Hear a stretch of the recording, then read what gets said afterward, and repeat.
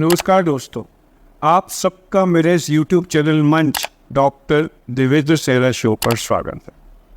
दोस्तों, आज हम डिस्कस करेंगे कि कैसे डायबिटीज़ टाइप 2 या शुगर हमारे पेट को या हमारी आंत को अफेक्ट करती है, जिसकी नॉलेज हम सबको होनी चाहिए। एक कॉमन मैन के दिमाग में यही है या एक डायबिटिक मरीज़ यही सोचता है कि डायबिटीज़ से उसकी आंखों पर असर आ सकता है, गुर्दे पर आ सकता है, नर्व्स पर आ सकता है, हार्ट पर आ सकता है। लेकिन ये बात बड़ी इम्पोर्टेंट है ये जानना कि डायबिटीज़ का असर हमारे इंटेस्टीन पर, हमारे हाजमे पर, हमारे लिवर पर भी होता है। सबसे पहले तो मैं ये स्पष्ट कर दूं कि ये असर डायबिटीज़ की वजह से तो होता ही है, पर डायबिटीज़ की दवाइयों से भी हमारे इंटेस्टीन पर बहुत असर पड़ता है। डायबिटीज़ के लिए एक ग्रुप ऑफ मेडिसिन आती है जिनको वोगलीवास कहते हैं, अगारबोस कहते हैं। ये वो दवाइयाँ होती हैं जो हमारे इंटेस्टीन से, आंत से ग्लूकोज की एब्जॉर्प्शन थोड़ी स्लो डाउन कर देती है ताकि खाना खाने के बाद का पीक ना आए। अब इन दवाइयों का असर क्या होता है कि ये हमारे पेट को ख़राब करती हैं, फ्लैचुलेंस करती है, क्योंकि जो हमारा हाजमा है वो थोड़ा बिगड़ रह जाता है और पेशेंट को नीचे से गैस बार बार निकलती रहती है, स्पेशली वो लोग जो कार्बोहाइड्रेट ज़्यादा खाते हैं।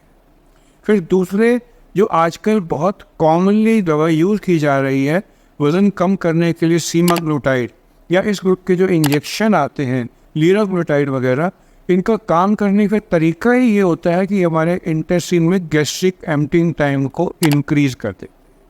जब भी हम खाना खाते हैं तो फूड पाइप से खाना नीचे जाता है, पेट में जाता है, वहाँ चर्न होता है, हजम होता है और फिर छोटी आंत में जाता है। तो इन दवाइयों का मोड ऑफ एक्शन ही ये होता है कि ये छोटी आंत में जाने से पहले स्टमक में चर्निंग में टाइम ज़्यादा बढ़ा दें, गैस्ट्रिक एम्प्टिंग टाइम को 2 घंटे से ज़्यादा कर दे, जिससे कि तृप्ति देर तक मरीज को रहे, वो खाना कम कर दे, तो उससे भी पेट पर असर आता है।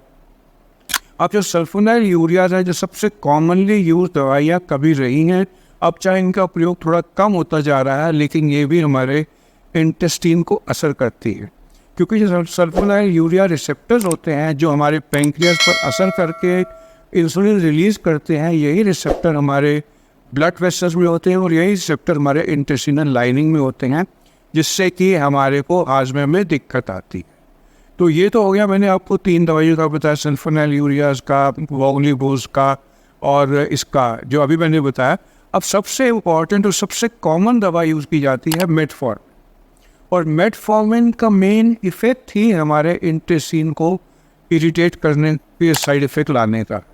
बहुत से पेशेंट हैं जो इसको टॉलरेट ही नहीं कर सकते, तो हम क्या करते हैं, उन पेशेंट्स को सबसे कम डोज में 500 मिलीग्राम में, कई बार तो हम आधी गोली से शुरू करते हैं, 250 मिलीग्राम रात को देकर धीरे धीरे ये गोली बढ़ाते हैं, जिससे कि इंटेस्टिनल जो इरिटेशन है वो ना हो। और ये भी देखा गया है कि एक ब्रांड ऑफ मेडिसिन जो है वो हमारे इंटेस्टिनल मेटफॉर्मिन पर ज़्यादा इरिटेशन करती है और दूसरी नहीं करती, और जो स्लो रिलीज प्रिपरेशन मेटफॉर्मिन की आती है वो हमारे इंटेस्टिन को उतना ज़्यादा इरिटेट नहीं करती। इसलिए मेटफॉर्मिन बिना स्लो रिलीज के जो इंस्टेंट एब्जॉर्ब होने वाली है, उसकी जगह जिन लोगों को पेट की खराबी रहती है, मेटफॉर्मिन खाने से सेंसिटिव है, उनको एक तो दवा की डोज बढ़ाने से पहले ब्रांड बदल के भी वो देख सकते हैं, और अगर टॉलरेट करते हैं तो डोज वो बढ़ा के देख सकते हैं।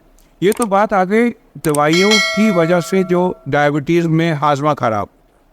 अब हम बात करते हैं डायबिटीज़ पर से हमारे इंटेस्टिन को कैसे नुकसान कर सकती है। इसमें कोई चीज़ रह ना जाए, हम शुरू करेंगे अपने मुंह से। हमारे मुंह में डायबिटीज़ से छाले हो सकते हैं, डायरेक्टली न्यूट्रिशनल डेफिशिएंसी से हो सकते हैं, या मेटफॉर्मिन जो खाते हैं उनको एब्जॉर्ब करने के लिए B12 विटामिन की ज़रूरत होती है, उसकी कमी से हो सकते हैं। फिर खाना जब फूड पाइप में जाता है तो इंटेस्टिन में जाते हुए फूड पाइप में जो नर्व की सप्लाई न्यूरोपैथी से होती है, वो इफेक्ट होने से डिग्लूटेशन में खाने में दिक्कत आ सकती है। फिर बात करते हैं पेट की।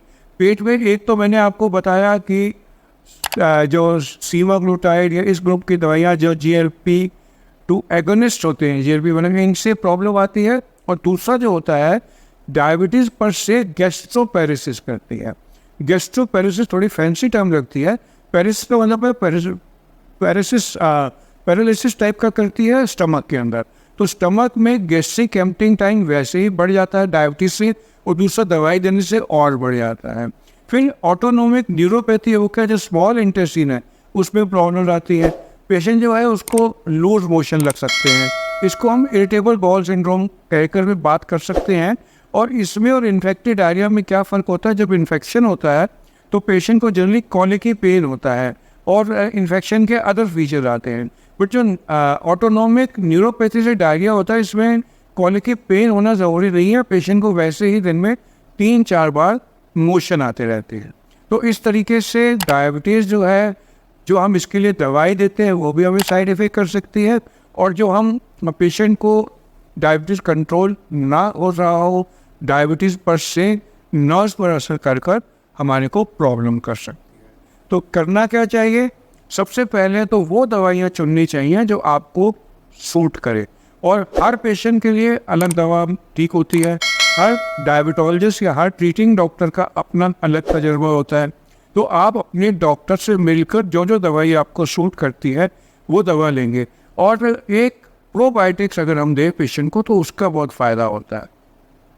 प्रोबायोटिक का मतलब होता है वो अच्छे बैक्टीरिया हमारे इंटेस्टाइन में जो हमारे न्यूट्रिएंट्स को एब्जॉर्ब करने में मदद करें। क्योंकि जो बेसिक कॉन्सेप्ट है कि हमने एंजाइम्स इंटेस्टाइन में खाने को डाइजेस्ट करके गया, लेकिन अल्टीमेटली जो एब्जॉर्ब फूड प्रोडक्ट है उसको इंटेस्टिनल लाइनिंग में अंदर जाने में इनका जो प्रोबायोटिक्स है, जो इंटेस्टिनल बैक्टीरिया है, उनका बहुत रोल रहता है। और एक बात मैं और ऐड करना चाहूँगा फाइबर की।